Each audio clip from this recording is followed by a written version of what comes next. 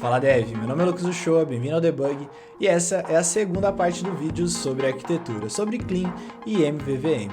Nesse vídeo eu vou dar um overview sobre o que a gente falou no vídeo passado, então se você não viu o vídeo passado, para esse aqui, assiste o primeiro vídeo sobre arquitetura, depois você volta.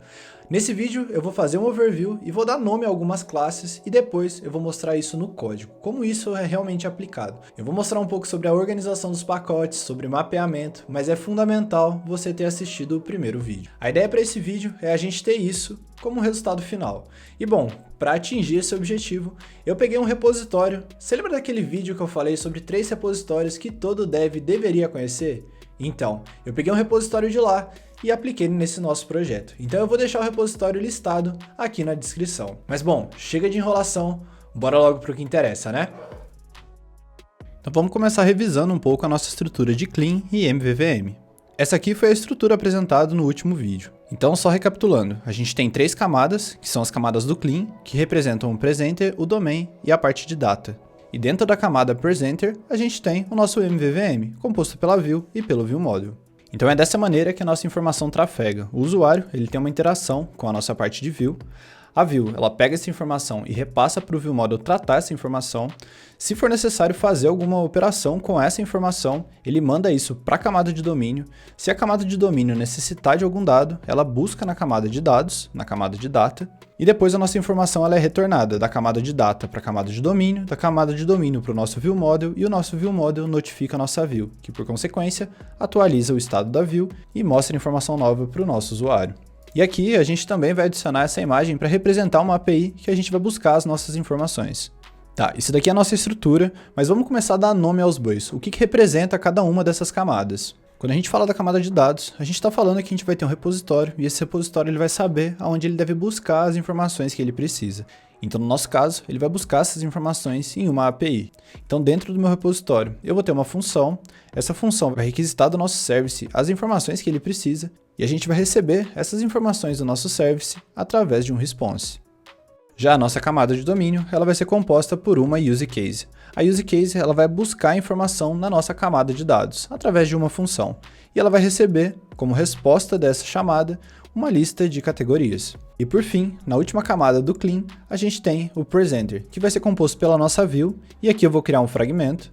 O nosso fragmento vai se comunicar com o ViewModel, e o ViewModel vai fazer a comunicação com a camada de Domain.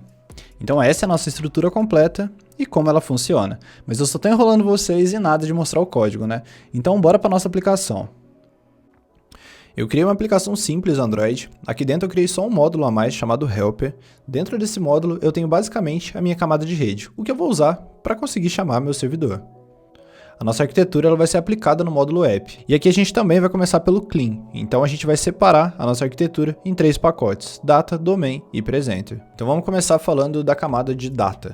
Como a gente sabe que vai ter que buscar nossas informações em um servidor, dentro do pacote Data a gente vai criar 2 outros pacotes, API e Model. Dentro de Model, a gente vai criar um modelo de response que existe no nosso servidor, então Category Response, e dentro de API, a gente vai criar a nossa API, onde a gente vai fazer a requisição propriamente no nosso servidor. Então a nossa API ela é composta por um método GET, um GetCategories, e a resposta, o response dessa API, é uma lista de categorias.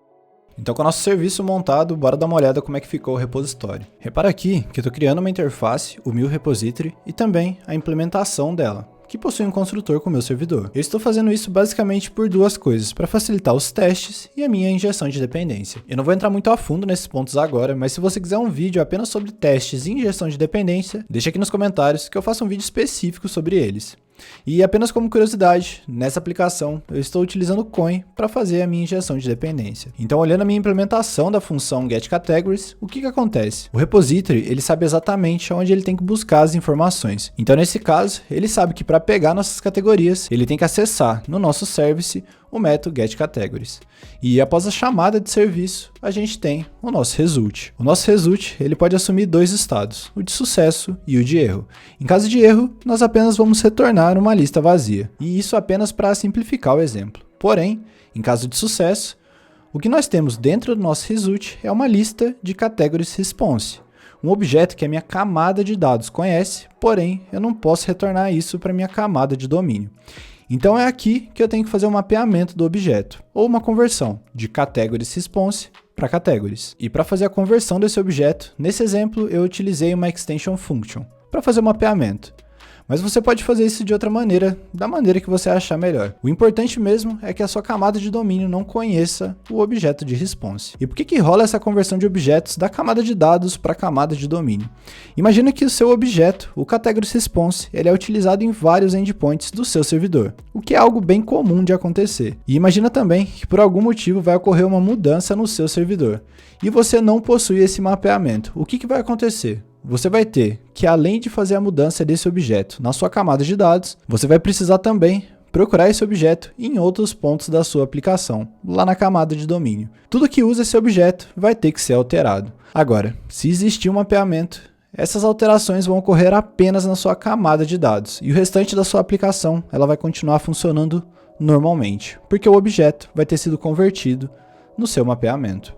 Com a camada de dados concluída, bora para a camada de domínio, onde ficam as nossas regras de negócio. Na camada de domínio, nós temos o modelo, o categories, e a nossa use case, o getCategories use case. Repara que também temos a interface e a implementação. Como nesse caso, nós só precisamos buscar a nossa lista de categorias, aqui só está acontecendo a chamada no nosso repositório, que está sendo injetado no construtor da implementação. Mas digamos que por algum motivo a nossa lista tenha que ser modificada, seguindo algum padrão, tipo um filtro ou alguma coisa parecida.